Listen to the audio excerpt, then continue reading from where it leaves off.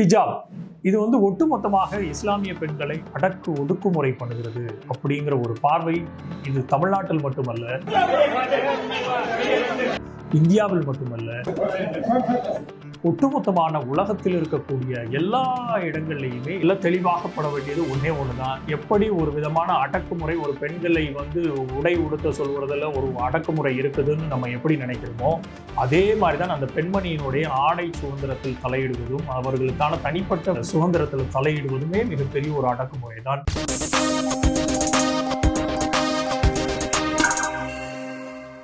லீடர்ஸின் அன்பு நெஞ்சங்களே வணக்கம். நான் உங்கள் ஹரிஷ் இப்ராஹிம். ஹிஜாப் மிக முக்கியமாக இதை சுற்றி எப்போவுமே தமிழகத்திலும் சரி, இந்தியாவிலும் சரி, உலக நாடுகள்லையும் சரி மிகப்பெரிய ஒரு சர்ச்சையான ஒரு விஷயங்கள் எப்போவுமே நடந்து கொண்டே இருக்கும். அதை பற்றின ஒரு தெளிவான காணொலியாக இந்த காணொலி இருக்கும். தொடர்ந்து இணைந்து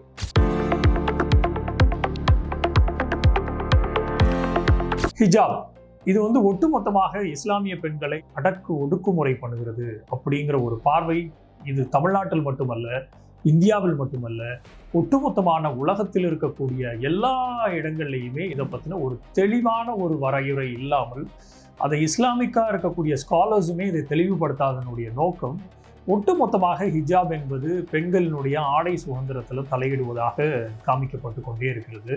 அதனுடைய மிக முக்கியமாக இந்தியாவில் பல்வேறு மாநிலங்களில் ஹிஜாபுக்கு எதிரான பல்வேறு போராட்டங்கள் நடந்திருக்கு. கர்நாடகாவில் மிகப்பெரிய ஒரு வன்முறை கூடாரமாக கடந்த ஆட்சி முறையில் ஹிஜாபை பள்ளி கல்லூரிகளில் தடை விதித்து அதற்கான எதிர்வினைகளை மிகப்பெரிய ஒரு அளவில் இந்த தேசம் கண்டிருந்ததை நம்ம பார்த்தோம். இன்றைக்கு அதே மாதிரி ஒரு நிகழ்வுகளை உலக நாடுகளில் எல்லா இடங்கள்லையுமே அந்த ஹிஜாப்ங்கிறத விமென் மேலே இருந்து கீழே வரைக்கும் க்ளோஸ் பண்ணியிருக்கக்கூடிய அந்த வெயில், அந்த கருப்பு கவுனை இஸ்லாம் மார்க்கம் அனைவருக்கும் கட்டாயப்படுத்தி இருக்கிறதா அப்படிங்கிறத பார்த்தோம்னா அதில் பல்வேறு முரண்கள், பல்வேறு இடங்கள் இருந்தால் கூட மிக தெளிவாக அதை கட்டாயமாக்கப்படவில்லை அப்படிங்கிறது நம்மளுக்கு தெளிவாக தெரியுது. அது ஒரு கமாண்ட், அவர்கள் வழிபடக்கூடிய இறைவன் அல்லாஹ் அவர்களுடைய ஒரு கமாண்டாக இருக்கிறது.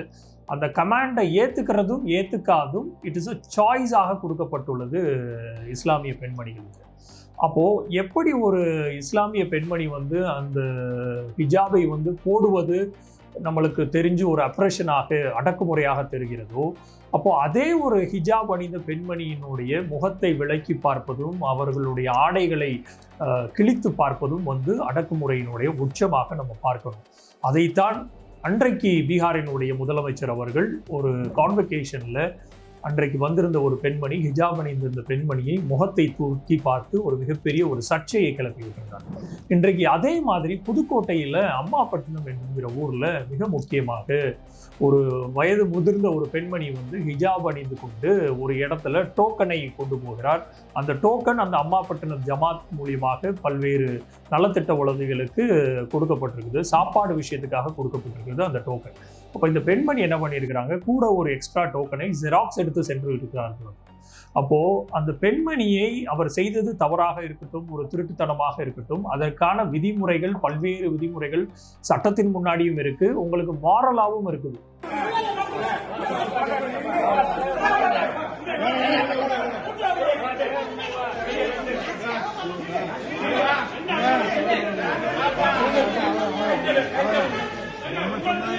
மனசாட்சிப்படியும் அந்த பெண்மணி செய்தது தவறு என்று நினைத்திருந்தால், பல்வேறு இஸ்லாமியத்தினுடைய மிக முக்கிய கூட்டமைப்பான ஜமாத்தில் பல்வேறு ஆண்கள் மத்தியில் அந்த பெண்ணினுடைய ஹிஜாபை இழுத்து அவரை துன்புறுத்தி அவருடைய முகத்திரையை, ஹிஜாபினுடைய திரையை கிழித்திருக்கிறார்கள் அம்மாப்பட்டினத்தில் இருக்கக்கூடிய அந்த ஜமாத்தினர்.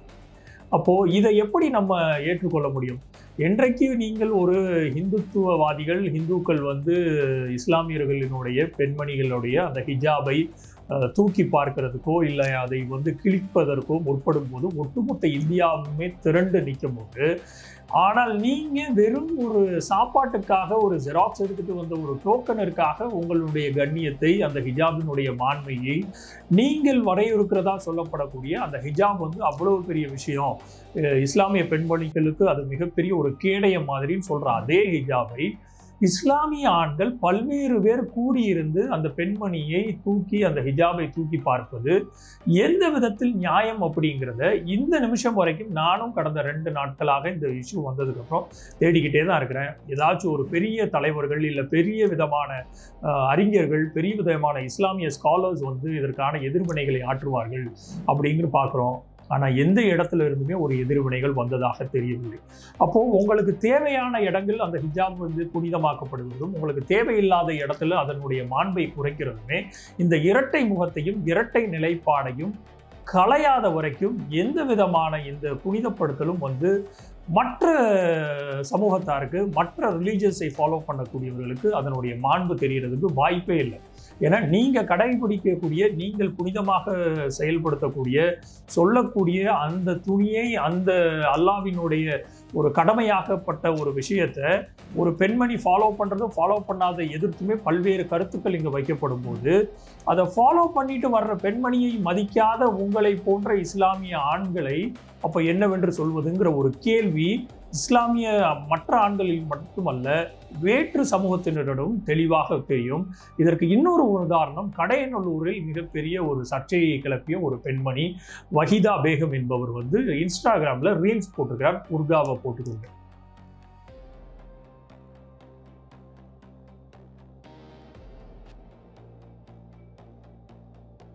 அது அவருடைய தனிப்பட்ட உரிமை, தனிப்பட்ட ஒரு அவர் மாண்பை கெடுக்கிறார், அவர் வந்து அவருடைய புனிதத்தை கெடுக்கிறார், அவர் வந்து அவருடைய ஈமானை கெடுக்கிறார் என்றால், அவர் போய் அவர் அல்லாஹ்விடம் அன்று சென்று கடைசி நாட்களில் நிற்கும் போது, த டே ஆஃப் ஜட்ஜ்மெண்ட்ல நிற்கும் போது அவருக்கான பதிலை கொடுத்து கொள்வார் இல்லையா? ஆனால் அதை விடுத்து அந்த பெண்மணி செய்த இன்ஸ்டாகிராமில் ரீல்ஸ் போடுறது, பாட்டுக்கு நடனம் ஆடி ரீல்ஸ் போடுங்கிறத சுதந்திரம் கொடுத்துருக்கிறது இந்த கான்ஸ்டியூஷன். ஃப்ரீடம் ஆஃப் எக்ஸ்பிரஷனுங்கிற ஒரு ஆர்டிகிள் 14, 15, 16, 17 ஆர்டிகிள் இருக்குது. Freedom of expression, freedom of religious ப்ராக்டிஸுக்கு ஆர்டிகிள் 25 இருக்கிறது. பல்வேறு கான்ஸ்டியூஷனாக கொடுக்கப்பட்ட இந்த ஷரத்துக்கள் படி இங்கே வாழக்கூடிய ஒவ்வொரு இந்தியர்களுக்கும், அது டிஃப்ரென்ஸ் ஆஃப் கேஸ்டாக இருக்கட்டும், இல்லை டிஃப்ரெண்ட் ஆஃப் ரிலீஜனாக இருக்கட்டும், எல்லாருக்குமே அது கடமையாக்கப்பட்டுள்ளது. இதே இந்த கடையநல்லூர் பெண்மணி வாஹிதா பேகம் என்பவர் வந்து அவர் அதே புர்காவை போட்டுக்கொண்டு ஏழை எளியோர்கள், ரோட் சைடில் இருக்கக்கூடிய ஏழை எளியோர்களுக்கு பல்வேறு விதமான நலத்திட்ட உதவிகளை பண்ணி கொண்டு வந்திருக்கிறார். அதையும் அவர் அதே இன்ஸ்டாகிராமில் காணொலியாக போட்டிருக்கிறார். ஆனால் நம்ம மக்கள் அந்த நல்லதை எடுத்து இப்படி ஹிஜாபில் இருக்கக்கூடிய ஒரு பெண்மணி எவ்வளவு நல்லது பண்ணுறார் பாருங்க, ஒட்டுமொத்தமான இஸ்லாமிய சமூகமே இதே மாதிரி நல்லது பண்ணுவோம் அப்படிங்கிறத எந்த ஒரு இடத்துலையும் நம்ம அதை வெளிக்கொண்டு வந்ததா தெரியல.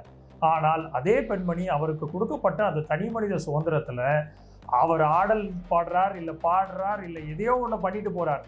அவர் எப்போ அந்த ரூல்ஸை மீறார், இந்தியாவினுடைய அரசியலமைப்பு சட்டத்தில் கொடுக்கப்பட்டிருக்கிற அந்த விதிகளை மீறுகிறாரோ, அப்போ அவருக்கான தெளிவான வரைமுறைகளை இந்த சட்டம் அவருக்கான நடவடிக்கைகளை எடுக்கும்.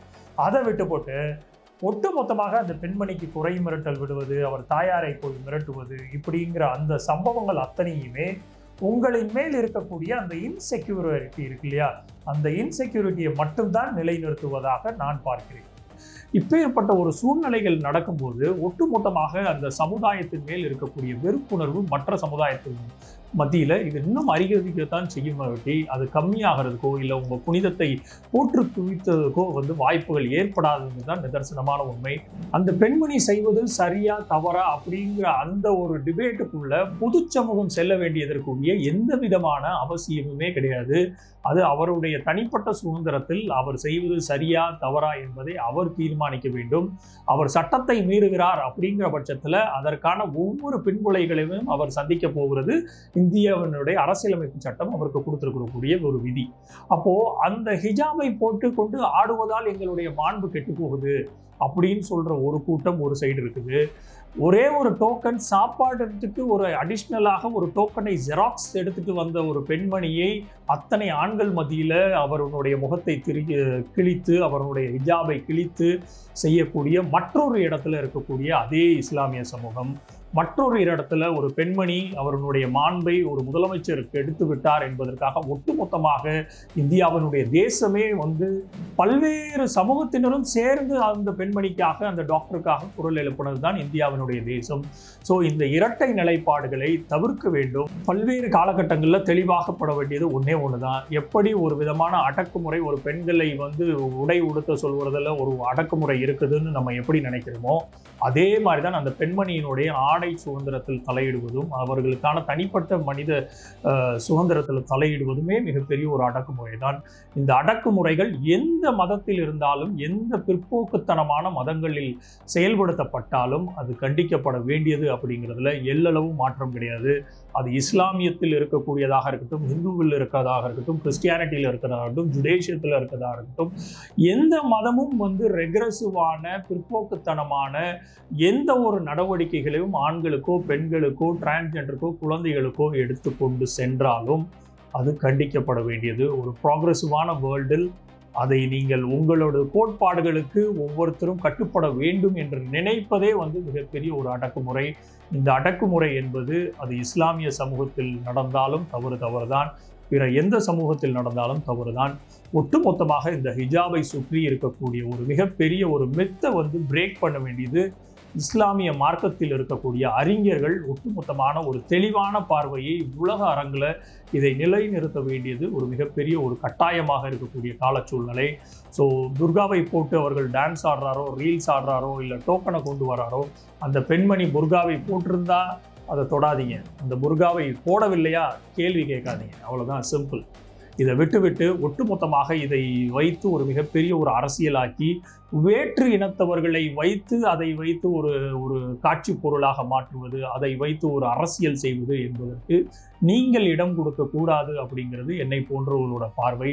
ஒட்டுமொத்தமாக எங்க அடக்குமுறை நிகழ்ந்தாலும், எந்த விதத்தில் அடக்குமுறை நிகழ்ந்தாலும் முதலாக உங்களது குரலை எழுப்புங்கள். அதுதான் மானுடத்திற்கு நீங்கள் செய்யக்கூடிய மிகப்பெரிய ஒரு கடமையாக இருக்கும். அதை எந்த ரிலீஜியஸும் அப்போஸ் பண்ணக்கூடாது. ஒருத்தர் எங்க துன்புறுத்தப்படுகிறாரோ அவருக்கு எதிராக நீங்கள் கேள்வி எழுப்பக்கூடாது அப்படிங்கிறத எந்த மார்க்கமும் எந்த மதமும் உங்களுக்கான கோட்பாடுகளை எழுதி வைக்கவில்லை. ஸோ எங்க ஒருத்தரை எந்த விதத்தில் அடக்குமுறைக்கு உட்படுத்தாலும் அதை எதிர்த்து கேள்வி கேளுங்கள். அது அரசியல் தலைவர்கள் மட்டும்தான் கேள்வி கேட்கணும் இல்லை, ஒட்டுமொத்தமாக இருக்கக்கூடிய ஒட்டுமொத்த பொதுஜனங்களும் கேள்வி எழுப்ப வேண்டும் என்பது என்னை போன்றவர்களோட ஒரு பார்வையாக இருக்குது. தொடர்ந்து மற்றொரு காணொலியில் இணைந்திருப்போம். நன்றி, வணக்கம்.